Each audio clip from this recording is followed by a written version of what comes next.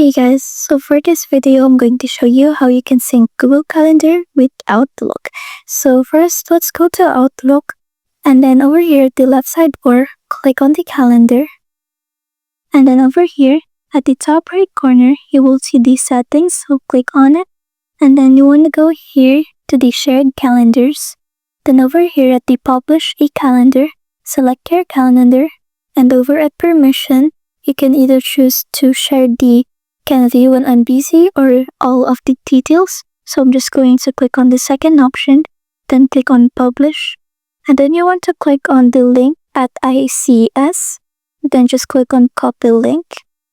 Now you want to go back to Google Calendar, and over here at the left sidebar, you will see this plus icon. So just click on it, then click on from URL.